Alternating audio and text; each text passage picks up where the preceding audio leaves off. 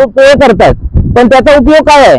आज जे आमचे कणे मोडतात ना, त्याला जबाबदार कोण आहे? पण गेली 17 वर्ष हा बघतोय तर हा जो हायवे तो दरवर्षी यावर्षी पोळ असं करता करता 17 वर्ष गेली.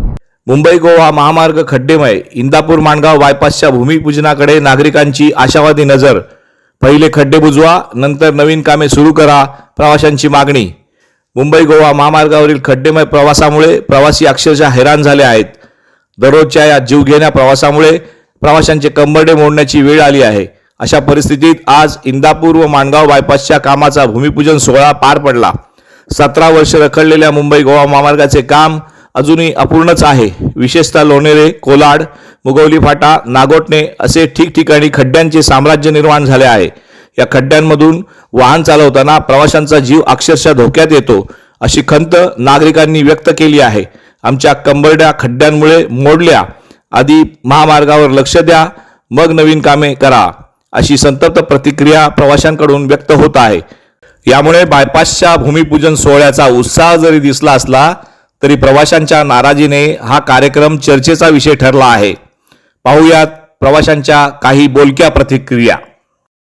शुभारंभ सुरू होत आहे, पण गेल्या 17 वर्ष या खड्ड्यांचं साम्राज्य होत आहे. एकीकडे तुम्ही शुभारंभ करताय, एकीकडे या बायपासला यायला खूप खड्डे दिसत आहेत. त्यामुळे या जाणाऱ्या प्रवाशांचं खूपच हाल होत आहेत. त्यामुळे शासनाला अशी विनंती आहे की लवकर हा खड्डे बुजवून संपूर्ण प्रवाशांना याच्यामध्ये योग्य ती हे करू. एक 15 वर्षापासून मी या मुंबई गोवामध्ये ड्रायव्हिंग करतोय. तर आज 17 वर्ष झाले. हा रस्ता माणगाव इंदापूर हा जो रस्ता आहे, हा रस्ता अजूनपर्यंत कुठलाही खड्डे पण बुजवत नाही किंवा रस्ताही करत नाही. आणि आज हा रस्ता होतोय, याचा शुभारंभ आज आहे, पण तो शुभारंभ करून त्याचा काही उपयोग नाही. पण आज ह्या रस्त्याला जे आमचे कणे मोडतात, आमचे गाडे बघा, गाड्यांची परिस्थिती बघा काय आहे ती.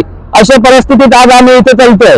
पण आज आमची अशी परिस्थिती आहे की सरकार कुठलाही निर्णय घेत नाही. आणि आज हा जो रस्ता आहे, या रस्त्याला कुठला खड्डे बुजवत पण नाहीत आणि कुठला निर्णय पण घेत नाहीत. आणि आज ह्या बायपासचा करतात, पण त्याचा उपयोग काय आहे? आज जे आमचे कणे मोडतात ना, त्याला जबाबदार कोण आहे? सरकार आहे की आम्ही स्वतः आहे? आणि आज जे आमचे गाड्या चालतात त्यांचा जर टॅक्स संपला 15 दिवसाचा, तर आम्हाला तो टॅक्स आरटीओ दंड वसूल करतोय. आणि आज अशी परिस्थिती आहे की खड्ड्यात बेकार परिस्थिती. आज कमी हात पाय कंबर आमची अशी मोडते की आम्ही गाड्यांचे हप्ते भरायचे की गाड्या चालवायचे, अशी परिस्थिती आहे आमची.